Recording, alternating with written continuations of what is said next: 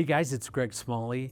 I hear from time to time husbands will ask me, what does it really mean to be a leader in my marriage?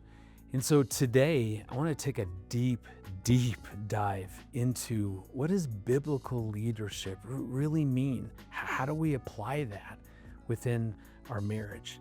So this is going to be a little bit of a longer video, so I want you to hang in there with me because I have spent hundreds of hours here recently preparing for a book that we're writing, and one chapter is going to be on biblical leadership, really studying God's Word. So everything I want to talk to you about comes straight out of the Bible, how I'm understanding that, kind of what God's been teaching me, and I'm going to tell you this. Hang in there with me because what I have learned has absolutely rocked my world as a husband. I have learned things that I had no idea what this verse meant, or how do you apply this thing that maybe we've all seen and heard.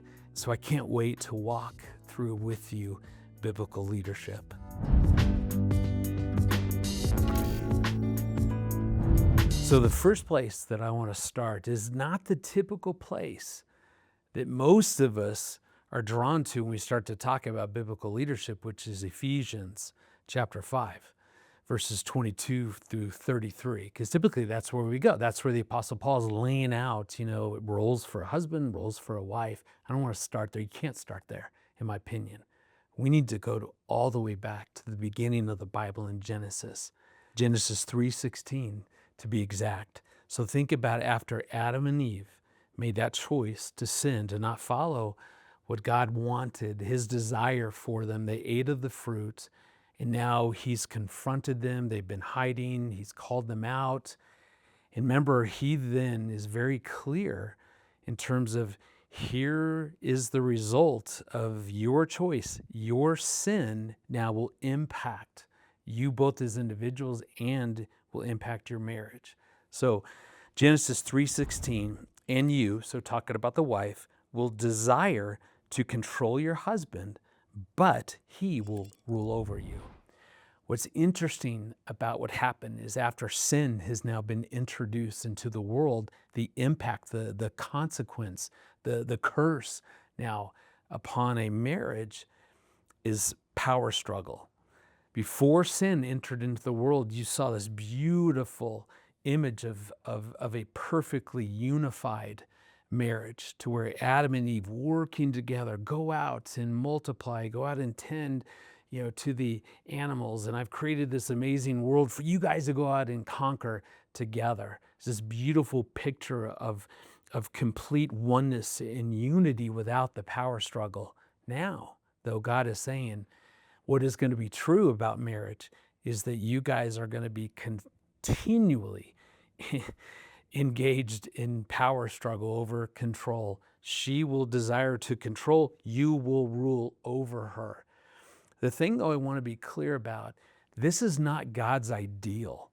This is marriage corrupted by sin.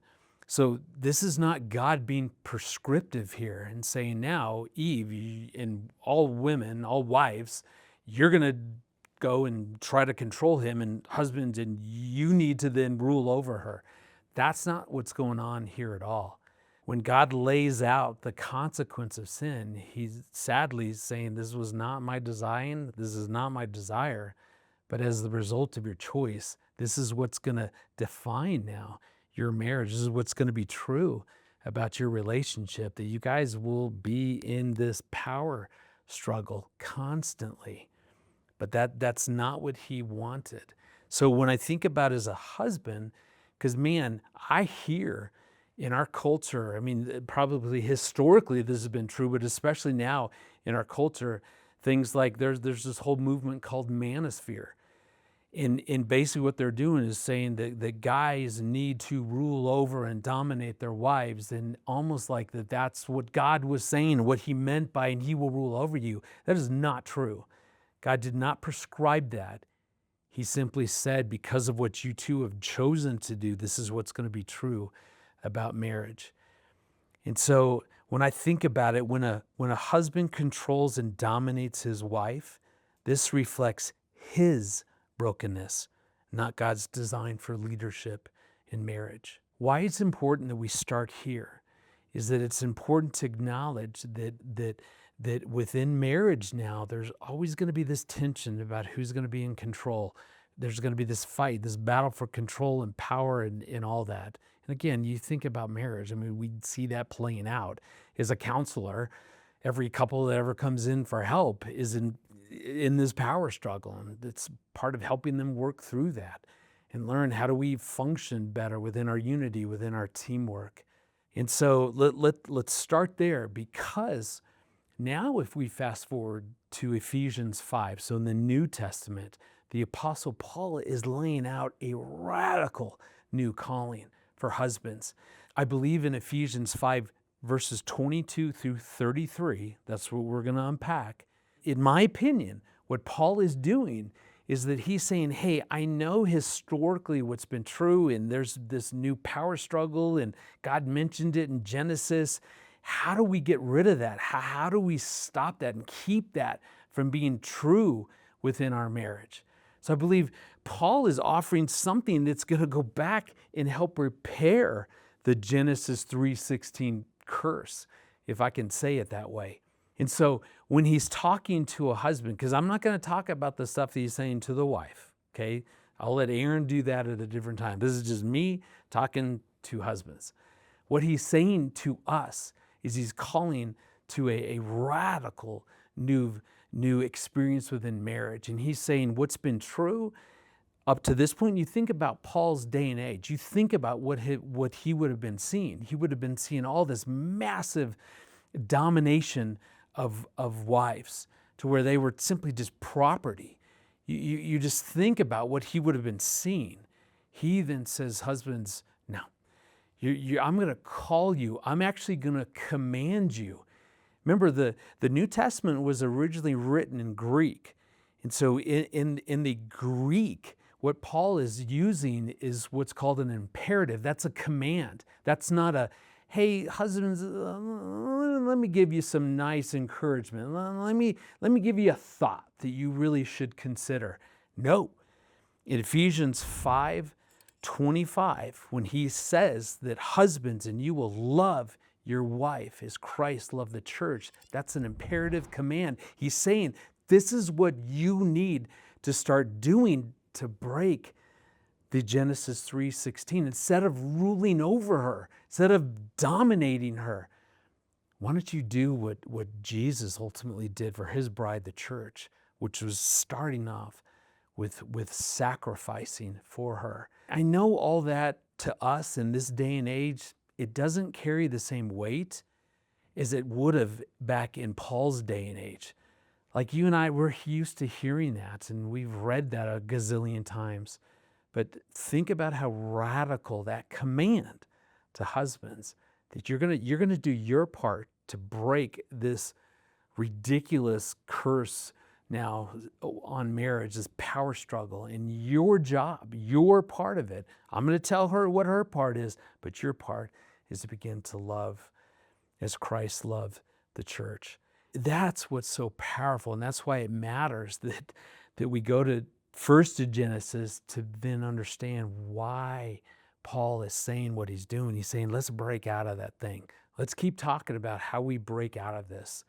You know, for me, it was important, kind of the next step in understanding biblical leadership is to understand that leadership is not passive. And you think about it, in our culture, there's so many passive husbands who are not stepping up, who are not leading, that they're abdicating. I don't want to rock the boat. I don't want to create conflict. I'm abdicating to my wife. She's going to lead. She's going to pursue. She's going to initiate these things. So in Genesis 2:24, again, God is saying to the husband that you're going to leave your mother and father. It's important that you break that as your primary attachment, your primary priority, and you are going to cleave to your wife. So you're leaving so that you can really cleave to her. The Hebrew word, the definition, the meaning of the word cleave is close pursuit. So you think about it, God is saying, hey, I want you to leave your father and mother. I actually want you to leave anything that's going to keep you from your attachment and priority within your marriage. So leave any of that stuff that's going to create barriers for you doing this well. And I want you to then spend the rest of your life closely pursuing your wife. In other words, taking initiative, not only just in leadership, but in all areas, right, of your life. That's what I want Erin to experience. I want her to feel like I'm closely pursuing her.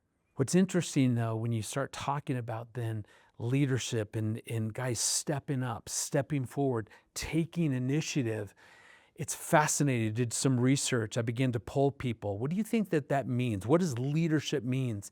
And it was so interesting that it would come back to who makes decisions.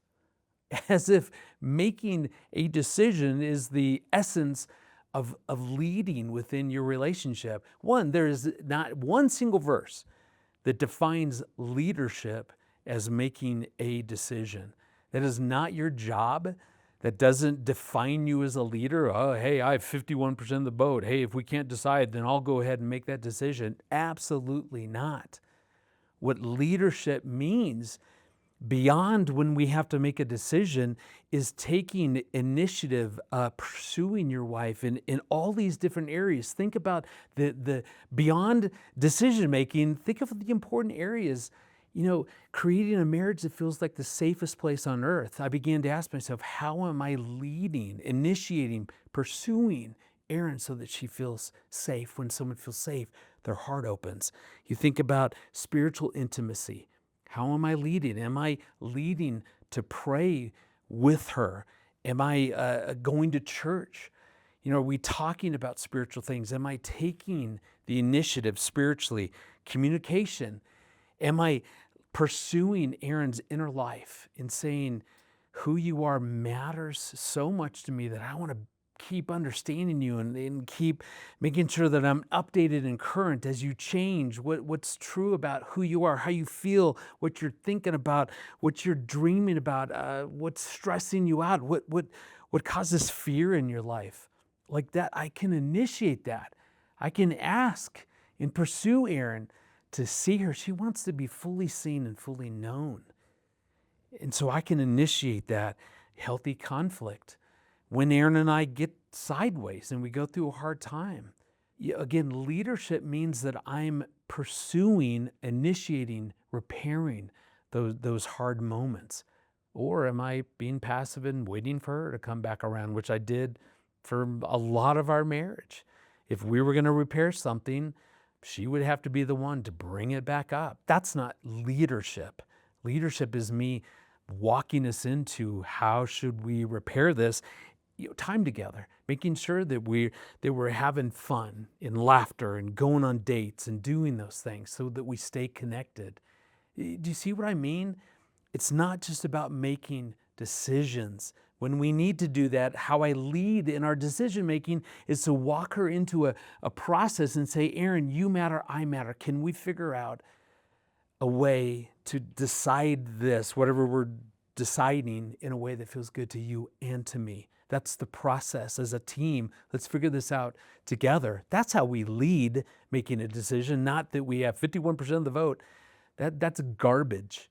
There's nothing biblically that would support that. That has nothing to do with leadership. Leadership is that I'm taking all these areas of our marriage and saying, let me lead. And I know how that probably comes across because it started to overwhelm me as I was beginning to write about this for this new book.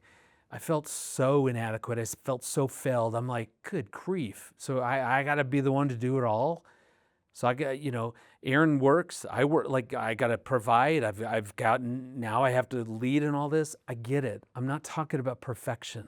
It's an attitude of the heart of recognizing that God laid out a role for me and for Erin. That's His design. He could have chosen to say, yep, you guys, you're going to do this both perfectly, equally together, no roles. You just go out and do this together, figure it out as you go along. He didn't. That's not me making this up. This is God in His Word is saying, guys, husbands, that I'm calling you to be a leader. That's your role, and here's what that means. And so I know it feels overwhelming. I know it feels like I could never do all that. I'm not trying to be perfect, but it's the attitude of my heart that I get, that I want to initiate in these important areas. So I'm going to do my best to be the pursuer of Aaron. Because what really embracing God's ordained role in our marriage for me as a leader means it's not passive. I'm going to take initiative in all these areas. Then I kind of went to what end? Like, okay, so where am I trying to lead? Like, what's the end in mind? And that's when Ephesians 5:25, 26, and 27 rocked my world. I have never understood those three verses and what it really means as far as a vision for leadership within marriage. So let me read those verses to you. Husbands, love your wives, just as Christ loved the church and gave himself up to her to make her holy, cleansing her by the washing of the water through the word, and to present her to himself as a radiant church without stain or wrinkle or any other blemish, but holy and blameless. Okay, I don't know what you've thought about when you've read that, but for so many years, I got verse 25. Yeah, love Aaron as Christ loved the church, sacrifice. I get that. But then it follows grammatically with the word to. So what that's saying grammatically is that your sacrifice should do this. You sacrifice so that what? That became the question as I read that passage going, okay, so I'm sacrificing to what end? What's the vision here? That's great. I get sacrifice, but why? What's it supposed to lead to? And then verses 26 and 27 are so picking, confusing. The words cleansing, washing, radiant, stain, wrinkle, blemish, blameless. Like I would read those and I thought I was like reading a New Testament commercial for laundry detergent or something. Like I didn't get it. Like what does that mean? So I just would skip those two verses thinking, okay, whatever, blameless, holy, without the... Until I finally said, I wonder, is it possible that there's deeper meaning there that I've never understood because I've never spent the time to dig in? I dug in, you guys, and this so rocked my world. In essence, what verses 26 and 27 are saying is that that Christ's sacrifice to his bride, what it did, it was so that she becomes the best version of who God created her to be. That he's sacrificing, he's nurturing, he's pouring into her so that she flourishes, so that she becomes who God created her to be. He's helping her be elevated in the sense of becoming this best version, all her amazing gifts and talents. You think about your wife, you think how God's created her, all of her strengths and who she is. I get the opportunity to pour into my wife, to help her gifts, her talents, all of who she is, what God's placed within her, to become the very best so that God then can take her and use her however he wants. Think about Jesus invested in the church, his bride, to help her to become the best version of who God created her to be, so that ultimately through the Great Commission that she was unleashed, released into this world. Look at the difference that the church has made since all that happened. Since husband Jesus invested in her, look what the church has done. That's what those two verses are talking about. That blew me away. So the vision for me now, let me give you a definition. So when I think about how I would define leadership within marriage, husbands, your leadership is this. It's a transformative force designed to nurture your wife to flourish and reach her full potential, becoming her best self, the woman that God created her to be, and helping her to leave a legacy, a positive impact on this world. whatever that's going to look like, whether that's with the kids, with the kids and a place that she works, or whatever that might look like, whatever God is calling her to do.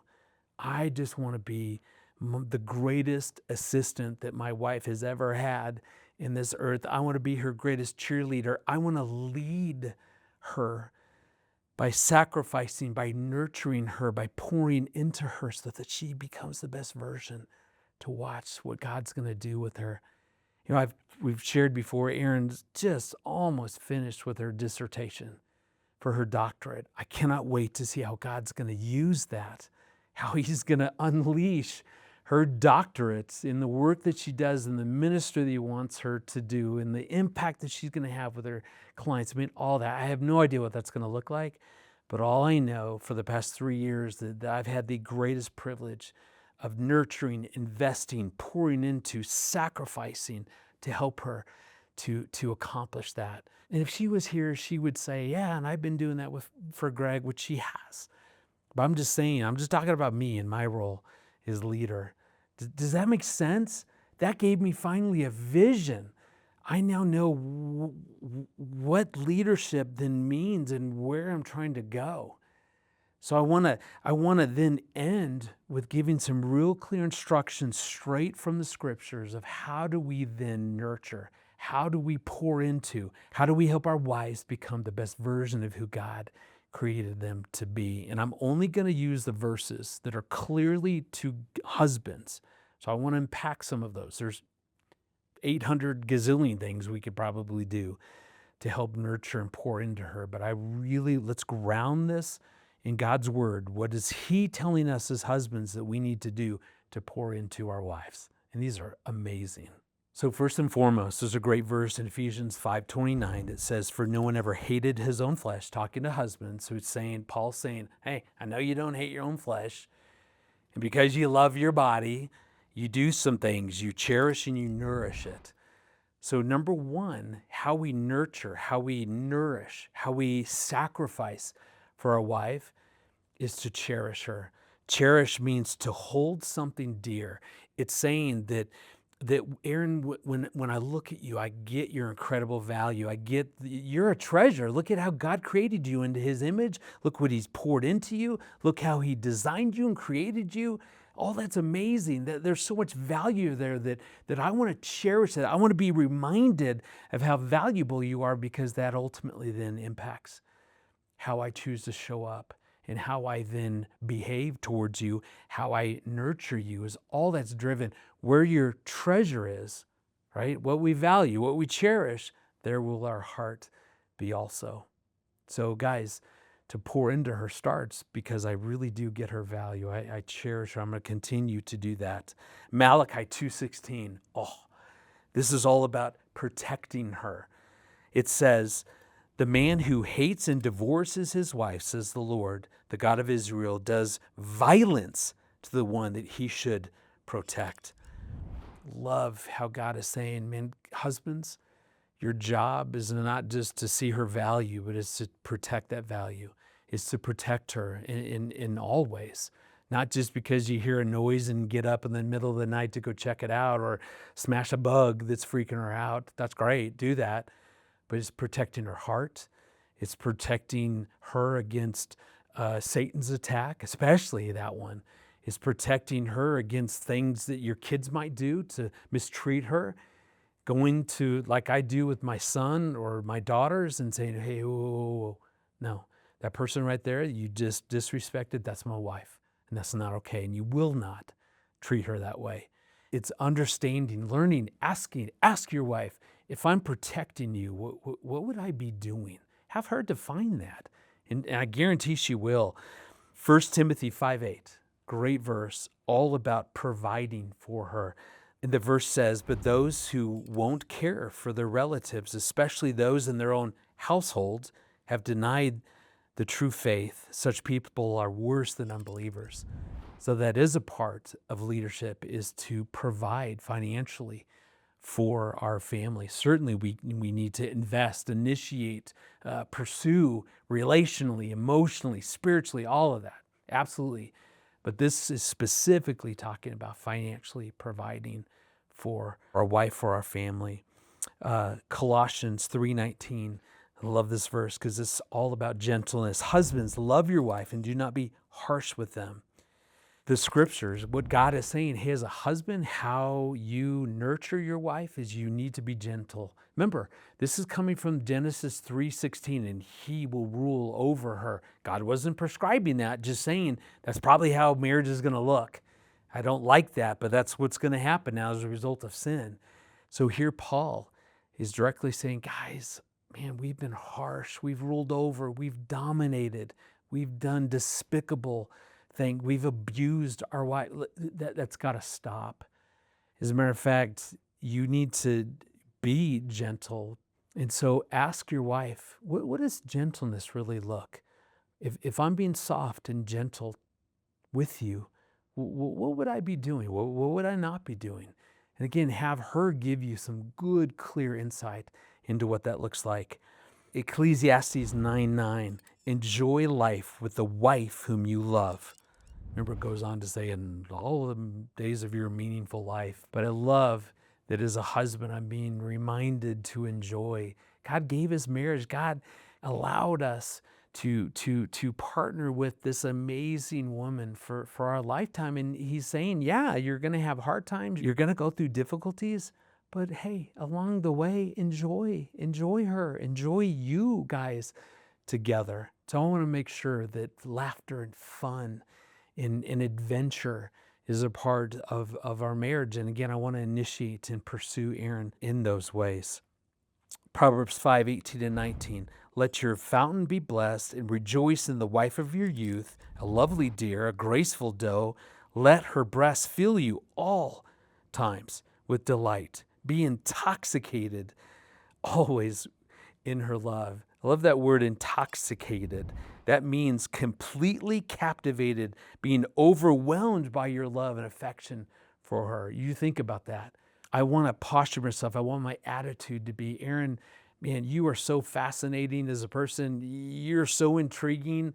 Like, you're constantly changing. And I want to be intoxicated by who you are. I want to keep learning and growing. I want to earn my doctorate, my PhD in you. And that's what that verse is saying. Man, lean in and take such delight. Be intoxicated. Just be, man, whoa. So before he created Eve, remember, he introduces a problem. He said it's not good that Adam, man, should be alone. But he doesn't instantly solve it. He goes on to have Adam name all these animals. And then he creates Eve. To me, I've often why? You named a problem and you just solved it. You could have dropped us, sound asleep, taken the rib out, gotten everything done right then and there. Why did he have Adam go through the painstaking process of seeing these animals parade by him? I'm sure coupled up. I wonder if it had more to do with God wanting Adam to so utterly get that he was alone without someone, without his person. He allowed every animal to be paraded by so that Adam was like, my person is not anywhere there. Oh my goodness, I'm so lonely. I so desire to have that person, so that when he created Eve, you imagine, when Adam shouts out, bone of my bone, flesh of my flesh. In our day and age, it fails to convey that moment of Adam being so utterly clear that he didn't have his person. When finally seeing Eve, he must have just gone, oh my goodness, it's you. Finally, you're her, you're it, you're my person. You're who I'm going to spend the rest of my life with. Like that's how we can be with our wife. Just that acknowledgement, just that awareness that, oh, you're her, you're my person. I want to spend the rest of my life being intoxicated by who you are, and that we get to be together and journey together in this incredible adventure. So the last one, 1 Peter 3:7. Likewise, husbands, live with your wife in an understanding way. What's cool is the Greek meaning of the word understanding, that Greek word for understanding, means to know thoroughly. Not just, he's basically saying, hey, live with your wives in an understanding way, not just at a surface level, but it's such a deep, profound level. We're being told you need to pursue your wife by being curious, staying curious, recognizing that because Aaron, your wife, is always changing, that one lifetime isn't long enough to get to know her because of all that change. Instead, I want to constantly be updating my information, deepening my knowledge about who she is, her inner life, her emotions, her fears, her anxieties, her worries, her hopes, her dreams, what she desires, how I can best love her. That's what we're being told to do. Stay curious, which means that I'm going to keep asking these good questions to better understand her so that I never lose sight of who she is. Aren't those incredible? There's so many great verses, guys, husbands, to us, how we can best nurture, attend to our wife to help her become the best version of who God created her to be, to then watch how God is going to release her into this world, the impact that she's going to have on you and your kids and on these friends and in whatever job, like any of that. That's what's cool, is that we get a front row seat in watching how God is going to use our wives. That's leadership. That's what it means. It's not about control or who makes decisions or about me lording over Aaron. That's a perversion of what God meant when he created my role to be the leader. He's saying, I want you to sacrifice so that she becomes the best version, so that I can use her in the best possible way to make a difference in this world. All right, hey, big deep breath. I know that was a lot. I told you it's going to be a deep dive. That's everything that I've been learning. Again, my prayer to start off camera was, God, if in any way that I'm misrepresenting what you're saying, if I'm taking a verse in misapplying or saying it poorly, please, God, just give you wisdom, give you insight. And so keep talking. As a matter of fact, I imagine this would be a great video to share with your friends. I would encourage guys, man, grab 3 or 4 of your buddies and just watch this together and say, what does that mean? What does that look like? How can we implement these things? What do we think about some of the things that I talked about? So go ahead and share it. And if you liked it, hit the like button. That allows other people, more people, to see this video as well. Don't forget to subscribe. Like this one, we have tons of other videos. Whatever you're going through, if there's a unique problem, or maybe it's just a disconnected season, or hey, we want to figure out a really fun date night, whatever it is, we've got all kinds of other videos. So don't forget to subscribe, hit that little bell. It'll let you know when we've got a new video that comes out, because we want to see your family thrive in Christ.